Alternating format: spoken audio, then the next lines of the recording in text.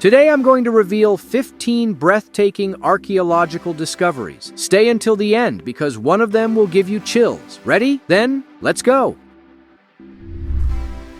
Zita, the patron saint of Lucca, Italy, is considered one of the incorruptibles, a term for the bodies of Catholic saints that have miraculously not decayed. Zita was a young girl who worked as a servant in Lucca from the age of 12, known for her diligence, kindness, and for sharing leftover bread with the poor.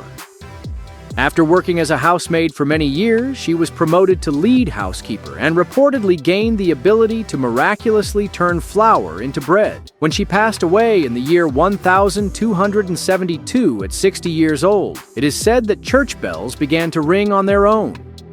In 1580, her body was dug up and found to be preserved. Her remains were then shown in a silver coffin in the church where she used to pray. She was officially declared a saint in 1696. Her body is naturally mummified and displayed in a chapel on the inside right-hand side of the Basilica di San Frediano.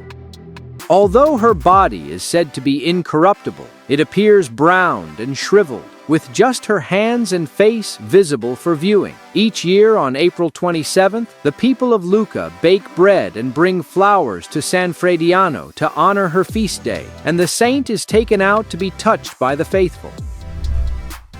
The old city of Mosul in Iraq was ruined by the vandals of the terror group Daesh a few years ago. But a lot of the damage is now being fixed by specialists. While doing those repairs, new things are being found. For example, here are some Assyrian carvings in rock that are 2,700 years old and were discovered in October of the year 2022. 8 murals have been discovered overall, each showcasing scenes of warfare carved into marble panels. Mosul remains a lively and bustling city today, yet these historic artworks have been unearthed in Mashki Gate, the city's oldest section. Daesh attempted to demolish it in 2016, but like their other efforts, they largely failed. Mashki Gate was one of the largest gates of the Assyrian city of Nineveh, which once stood at this spot. The pictures on the stone blocks have writings that confirm they were made during the time of King Sennacherib, who was the ruler of the Neo-Assyrian Empire between 705 and 681 before Common Era. As the repair work continues, more finds are likely to be discovered. The Bourgogne Nef is a luxurious salt holder created in Paris between 1527 and 1528. It's designed to resemble a ship from the late medieval period, featuring a hole made from a nautilus shell. The salt holder is partially gilded and sits atop a mermaid mounted on a 6-sided base. The nautilus shell was a unique and rare natural wonder. In medieval France, the term nef referred to various types of boat-shaped containers, including decorative items used on dining tables or buffets of the affluent. The Bourgogne nef is valuable both as decoration and for holding personal cutlery or spices. It was a symbol of the social status of the most important person at the table and was placed in front of them during meals. Small figurines of the lovers Tristan and Iseult playing chess are visible at the base of the main mast. The relic was found in the basement of Burghley House in Stamford, England in the year 1956. It is currently included in the collection of the Victoria and Albert Museum in London.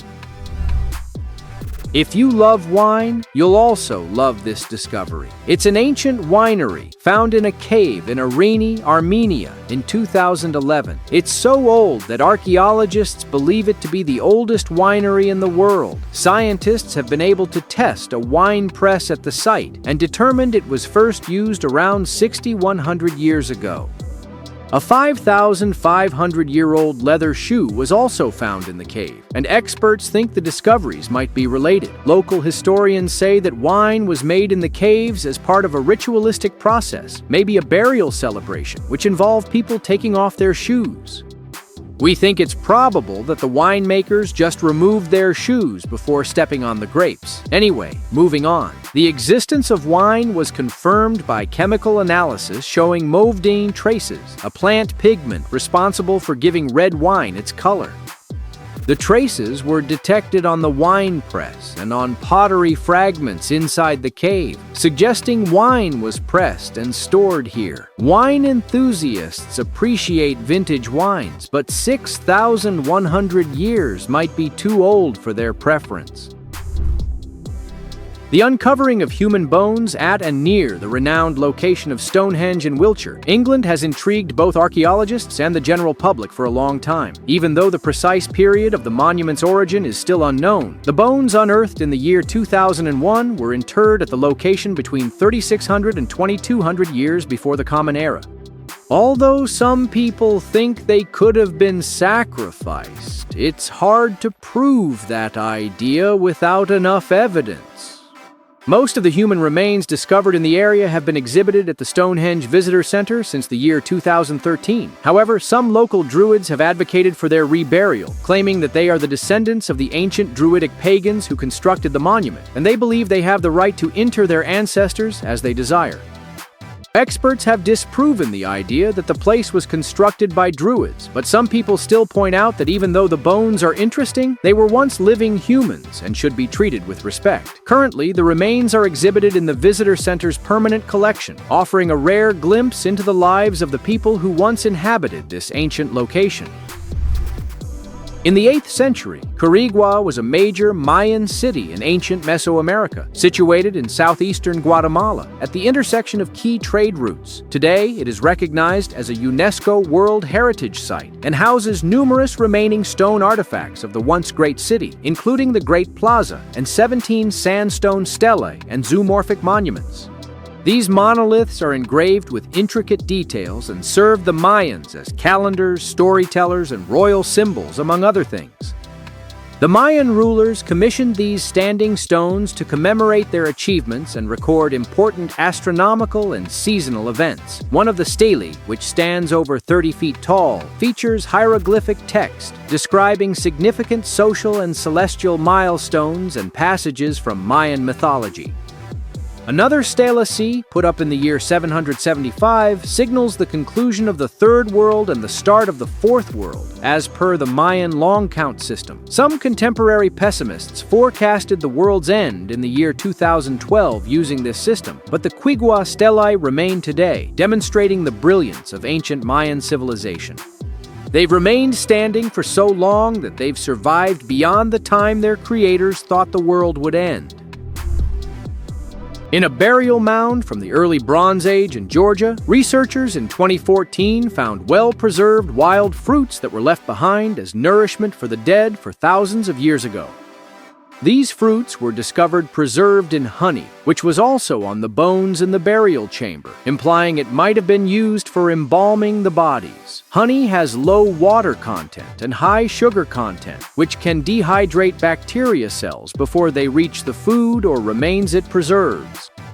The ancient Assyrians also preserved bodies in honey, and it is claimed that when Alexander the Great captured the Persian city of Susa, he discovered a lot of 200-year-old purple dye, well kept beneath a layer of honey. Besides the fruit and honey, the burial mound also had 2 four-wheeled wagons, decorated vessels, amber beads, 23 gold pieces, textiles, arrowheads, and a one-of-a-kind wooden armchair. Evidence of past robbery attempts was discovered, including tunnels leading into the chamber and disturbed artifacts and human bones. It is possible that some robbers attended the burial ceremony, as certain evidence indicates they knew what was placed in specific locations. Harran, a village in Turkey on the road from Nineveh to Carchemish, has a history going back about 5,000 years. One of the most striking features of the village is its primitive yet beautiful beehive houses. These structures date back at least 3,000 years and are constructed entirely from mud or clay bricks. They were designed to counteract intense heat and maintain cool air. The dome-shaped structure of each house, crowned with an opening, gathers hot air in the upper area and allows it to exit through the aperture. These homes are a testament to human creativity, standing strong against earthquakes, strong winds, and heavy seasonal rains. Because they last a long time, they're still used today, even thousands of years later. Plus, the beehive shape allows for easy expansion by putting another hive next to it and making an archway between. Even though Heron has become just a simple village over time, these beehive houses remain a testament to the area's glorious past. The Fort Mojave Twins are two ancient geoglyphs located in the Mojave Desert along the Colorado River in Arizona, USA. They are believed to be among the earliest geoglyphs in North America, possibly dating back to 900 years before the Common Era. The figures are said to signify good and evil, with the bigger twin symbolizing good, or maybe an ancient deity, while the smaller twin represents evil. The twins are located south of Fort Mojave and east of Avi Casino, sitting on a bluff overlooking the river. Although they are accessible by following a dirt road, visitors are warned not to enter the fenced-off area surrounding the site. The mystery about geoglyphs like this is that they are large designs or motifs created on the ground, often using rocks or soil, which can only be seen from above, something the people who made them could not have done. The Fort Mojave Twins are important not only for their age and rarity, but also for their cultural and historical significance. They offer a glimpse into the beliefs and practices of the ancient people who created them, and their mysterious presence continues to fascinate and intrigue modern visitors. Ladies, gentlemen, and everyone else, we present to you the impressively named Column of Death. Legend has it that this unusual stone pillar in San Pablo Villa de Mitla, Mexico, can predict how much time you have left to live. This would make it an eerie object even if it were not located inside an ancient tomb.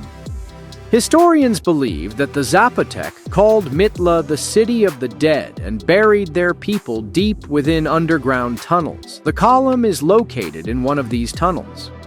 It's said that if you wrap your arms around the column and feel it move, your death is imminent. Another version of the legend says that touching the column in any way unleashes a curse, so the stories aren't consistent. Fortunately or unfortunately, depending on your perspective, the column is now off limits to tourists. So many people have hugged it over the years that it's been damaged by human contact. Nobody knows the origin of the legend, which isn't surprising since we aren't sure what happened inside the building surrounding it. Although there were burials, the complex rooms and tunnels suggest they weren't just basic tombs. Our next discovery is a bit more well-known than those we've looked at so far. It's an old sculpture called the Jockey of Artemision. This statue from the Hellenistic period is called this because it shows a young child riding a bigger horse, and it comes from between 150 and 140 before the Common Era.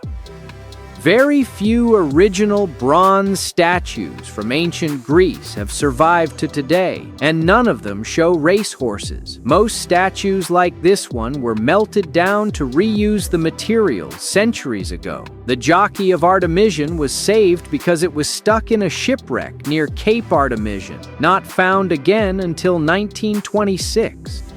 The same shipwreck also yielded the Artemision bronze. The statue of the horse and its young rider was found broken into several pieces, but it was carefully reassembled and restored over many years before being displayed at the National Archaeological Museum in Athens, Greece, in 1972. Historians have suggested that the artwork could have been taken from Corinth by the Roman general Mummius during the Achaean War in 146 before Common Era, but that cannot be confirmed. Situated in Jordan, the ruins of Jerash are a beautiful reminder of a once mighty Roman city that was buried under the moving sands for centuries. The ancient city of Gerasa, which once hosted people like Alexander the Great and the emperors Trajan and Hadrian, was destroyed by an earthquake in the year 749. The ruins were found again in 1806 by German explorer Ulrich Jasper Seetzen. Today, Jerash is among the best-kept Roman cities in the Middle East, allowing visitors to admire very well-preserved mosaics and carvings, watch fast-paced horse-drawn chariot races, and enjoy Roman army battles and gladiator fights. We are not talking about carvings or paintings of gladiators, but real gladiatorial battles. The Jerash Heritage Company organizes daily events called the Roman Army and Chariot Experience, showcasing 45 legionnaires demonstrating combat tactics in armor, gladiators fighting each other, and a 7-lap race with Roman chariots. This lets visitors experience history coming alive in the old hippodrome of Jerash, where actual Roman athletes and soldiers once conversed, ate, drank, and battled. Chartres Cathedral in France is renowned for its exceptional beauty, largely due to its remarkable stained glass windows. The 167 existing windows, crafted during the Middle Ages between the 12th and 13th centuries, represent the most intact collection from that period worldwide. Most of them show biblical scenes, but there are also figures of the kings, saints, and notable knights and priests from that era. The vivid colors in the designs are from metal oxides. The deep red is from copper oxide, blue comes from cobalt, green is from iron, and yellow is from sulfur. All these materials must be added to the glass while heating to get the wanted effect. The painted details were added using a smelly mix of metal oxides, vinegar, and urine. Then, the paint and glass were combined in a kiln. The complexity and sophistication of the work would be challenging for any contemporary artist. It's amazing to think that people were able to do this 900 years ago. The ancient Egyptians were skilled builders, particularly known for their proficiency in sculpting statues. Back when they were brand new, their statues looked even more impressive than they do now. That's because of their incredibly realistic eyes. The eyes of most ancient Egyptian statues have long since been plucked out and stolen, but we can see a fantastic example in the statue of Metri, a chief scribe of the 5th dynasty who lived 4,500 years ago.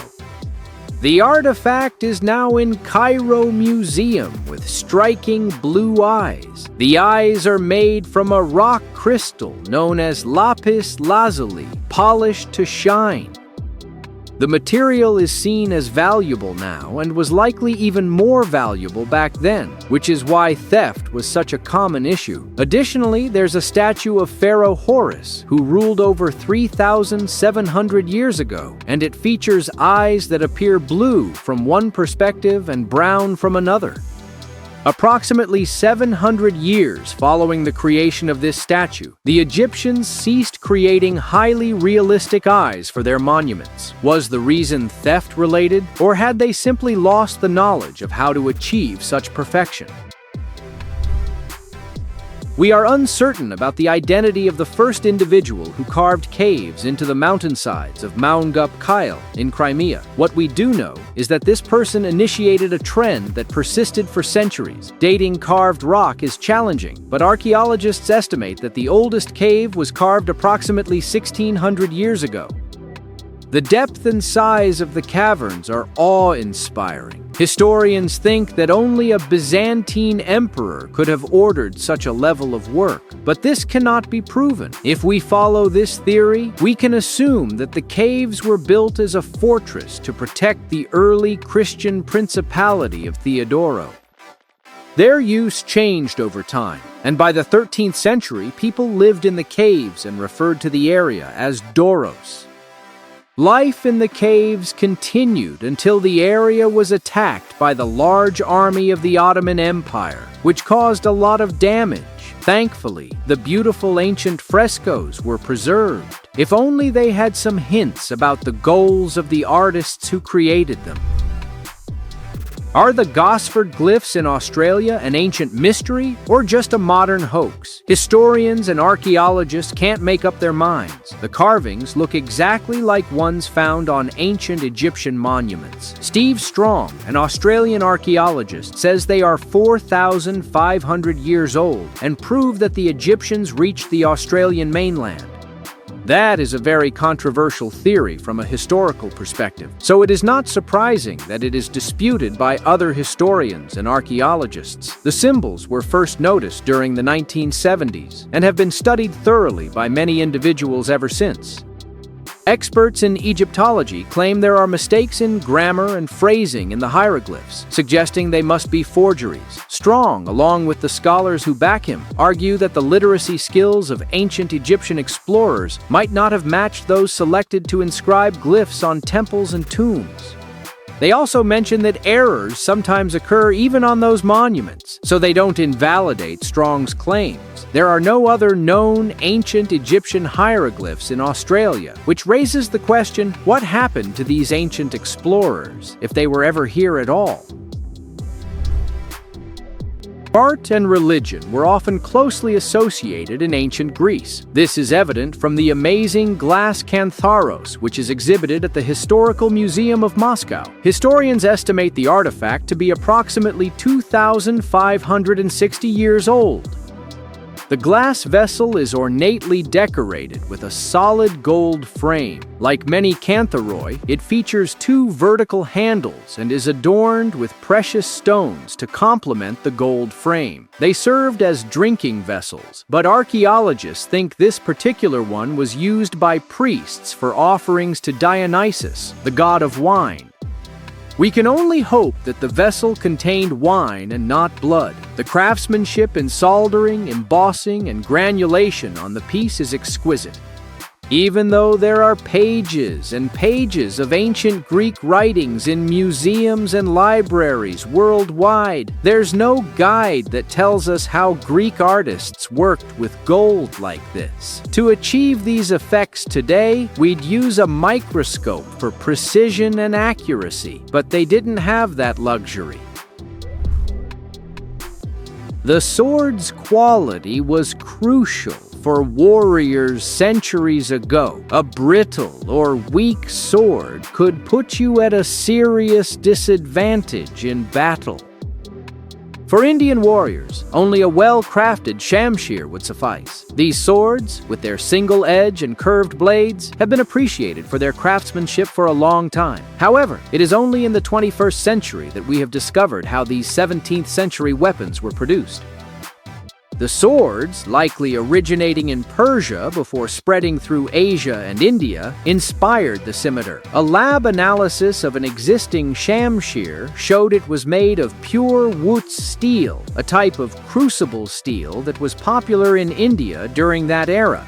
The pattern on the blade is caused by carbon and iron combining to make a new material known as cementite. An expert craftsperson would have let the cast metal cool very slowly to let the cementite develop.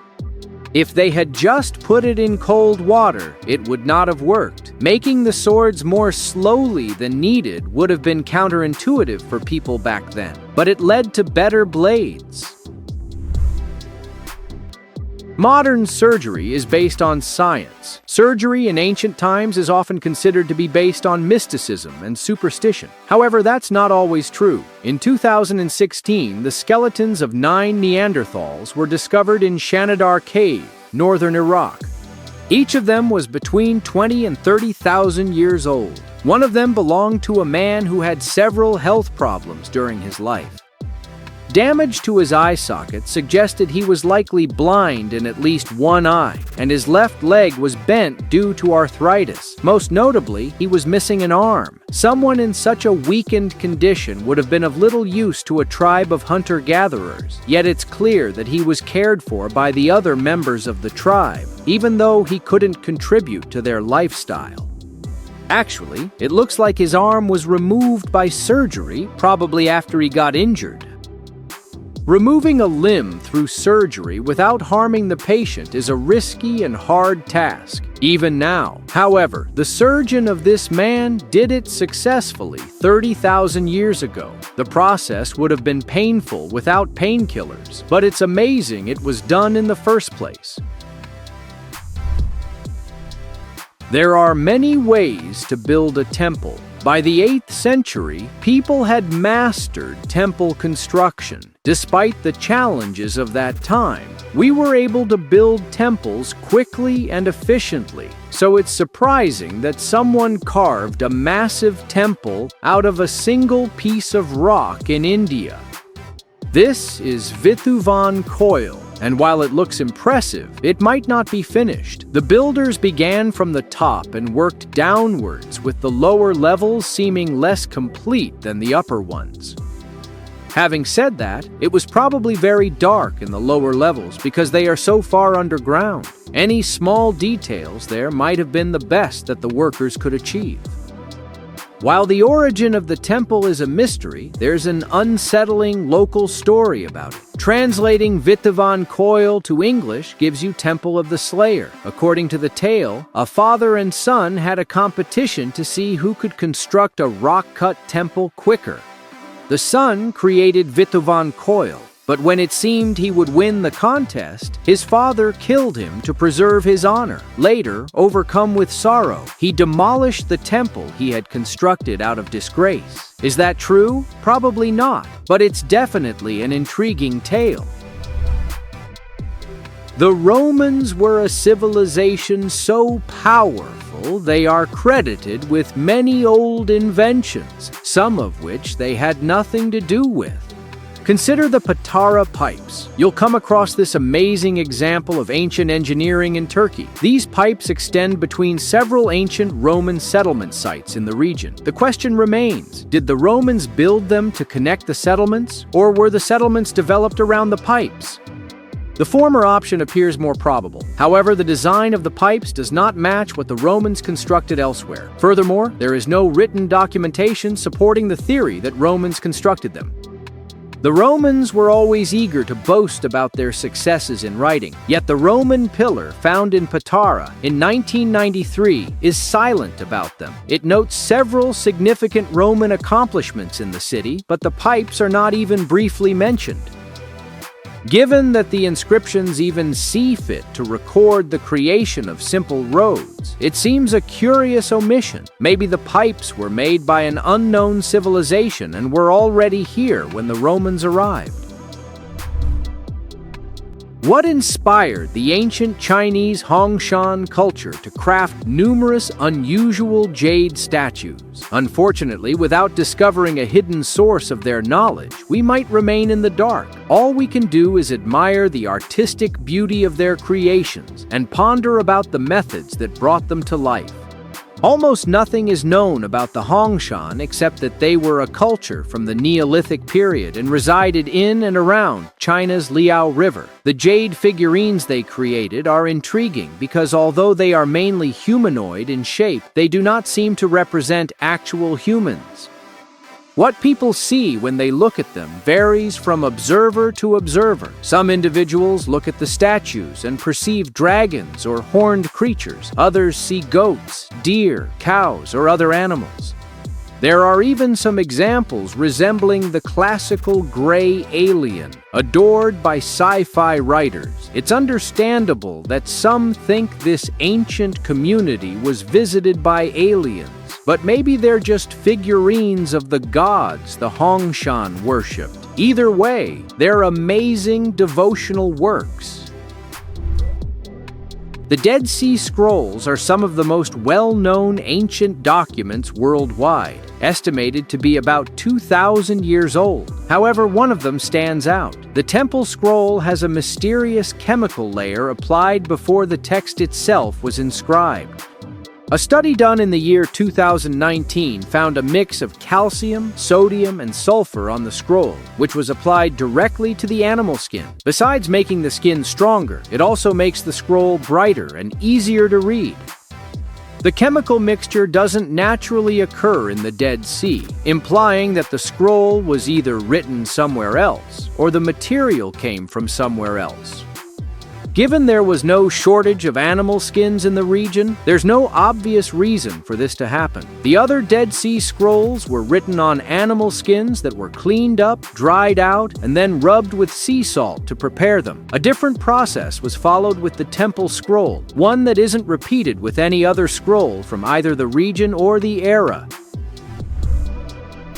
The Turo stone has been a notable historical curiosity in Ireland for centuries. It currently stands on a private lawn in front of Turo House, County Galway, which is its namesake. That's not its original location. Approximately 2,100 years ago, it was carved and inscribed, standing outside a structure known as a fairy fort in another area of Bulla. When it was relocated in the 1800s, all historical information about it was lost. That makes it hard for today's archaeologists to figure out who made it or exactly when. Besides thinking it might have been used in fertility ceremonies because it looks like a phallus, archaeologists have no clue what it was for. It has been noted that the abstract design carved into its surface is similar to the Latane style, which is also seen on the Castle Strange stone in another part of Ireland. Although it has been designated as a National Monument of Ireland by the local government, not much is known about its actual history. Subscribe now and activate the notification bell to stay updated. Exciting discoveries are in store in each video. Thank you for your support. Catch you later.